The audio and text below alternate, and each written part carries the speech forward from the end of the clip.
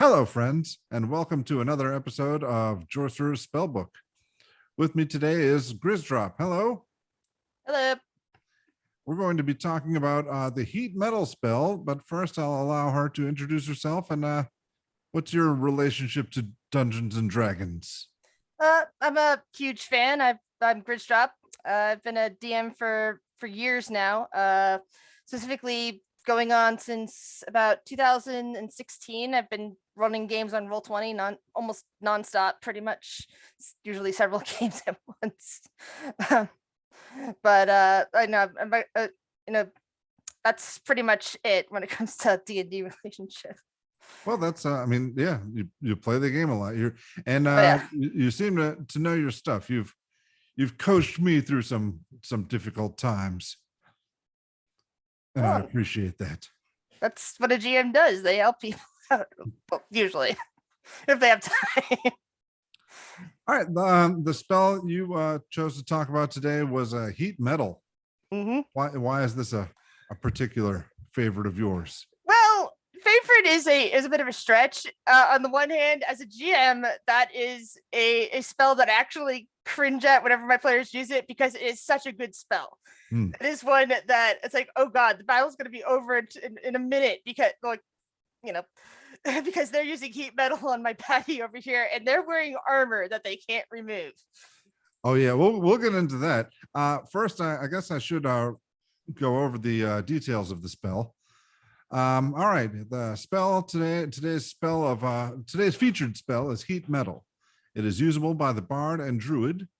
It's a second level transmutation spell.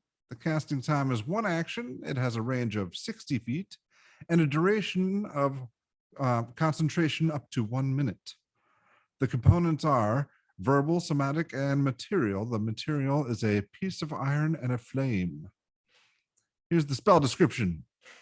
Choose a manufactured metal object, such as a metal weapon or a suit of heavy or medium metal armor that you can see within range. You cause the object to glow red hot. Any creature in physical contact with the object takes 2d8 fire damage when you cast the spell. Until the spell ends, you can use a bonus action on each of your subsequent turns to cause this damage again. If a creature is holding or wielding the object and takes the damage from it, the creature must succeed a Constitution saving throw or drop the object if it can. If it doesn't drop the object, it has disadvantage on attack rolls and ability checks until the start of your next turn. At higher levels, when you cast this spell using a spell slot of 3rd level or higher, the damage increases by 1d8 for each slot taken above 2nd.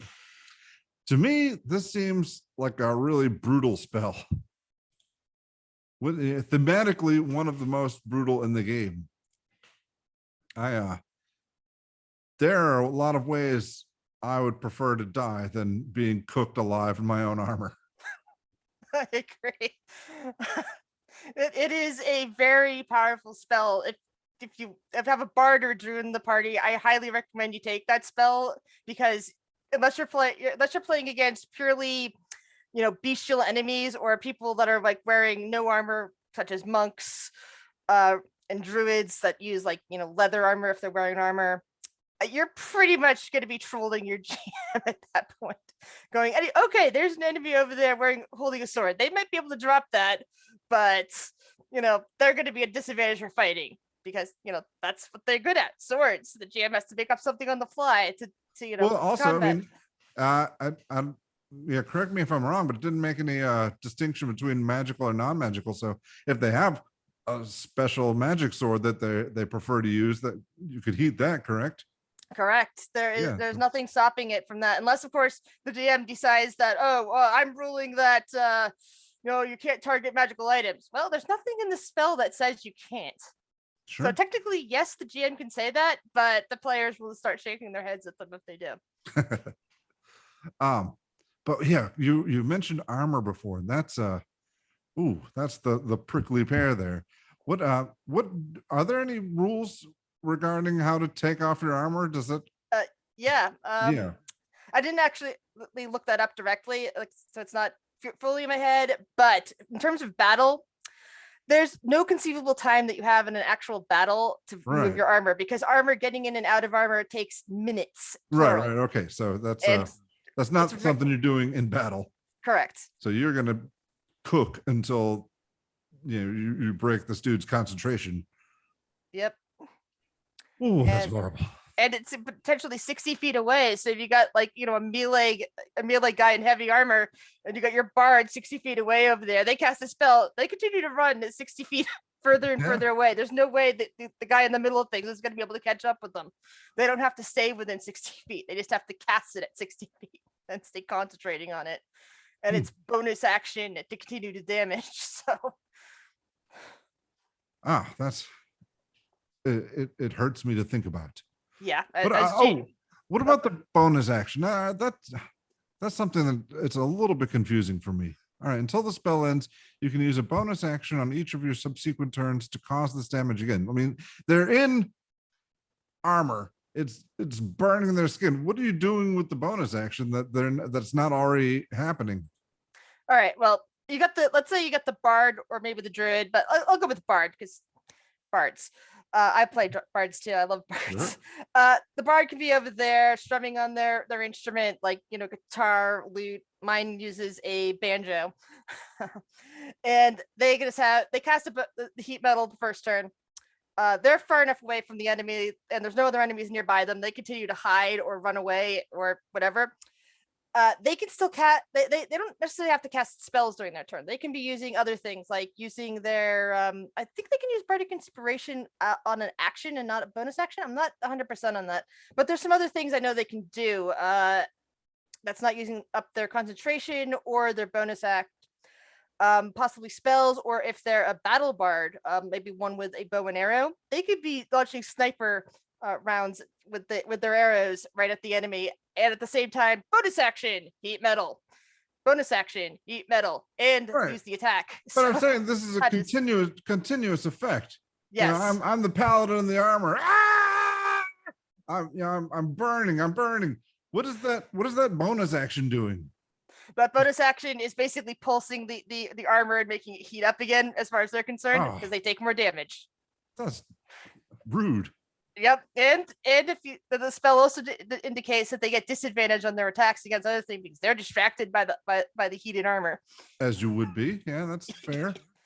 Yeah, so it is a very trolly spell, but a wonderful spell to use against enemies. Yeah. All right. What you are the target of this spell. What do you do? What's your move?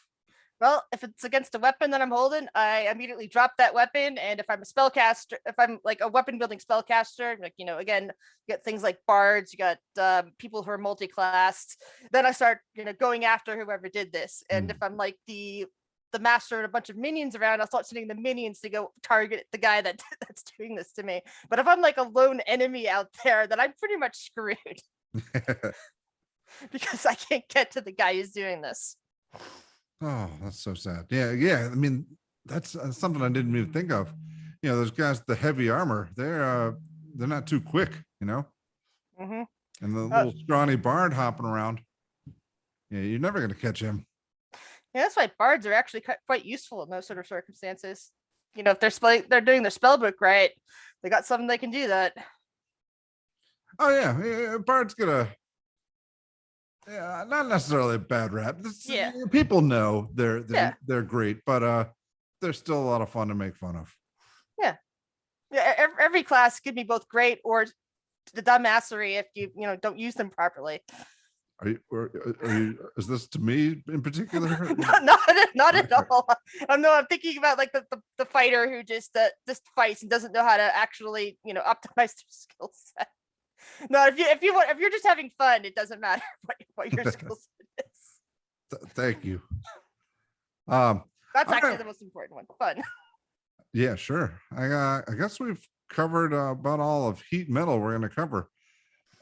Is there anything you would like to plug?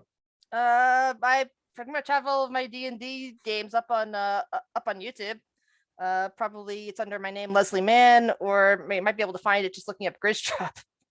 All right, or you can find it in the description below. I'll link it. Oh, sweet. And well, I guess, yeah, for me, I've got books, go buy them. And those links will be under there as well. If you enjoyed this, like and subscribe. If you didn't, like and subscribe anyway. I don't care. All right. Thank you for coming on, Grizzdrop.